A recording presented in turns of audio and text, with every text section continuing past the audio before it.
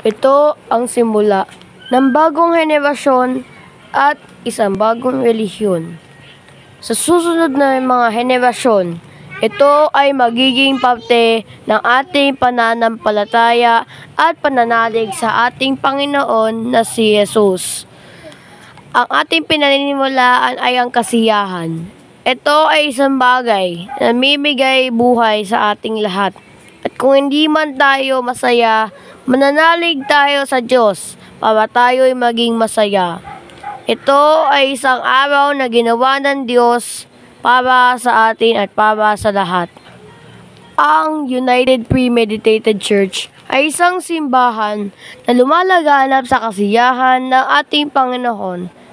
At ito din ay isang place kung saan talagang ang komedya ay pinagsasamahan din ng pananampalataya na para sanay ang kasiyahan, mga bata at tao ay bumalik sa kanila, lalo na yung El Nino, talagang mainit at nawawalan ng kasiyahan ang mga tao. Kaya sana ang iglesia ng United Meditated Church ay manalangin na sana maging masaya ang ating pananampalataya, lalo ng ating pagiging Kristiyano.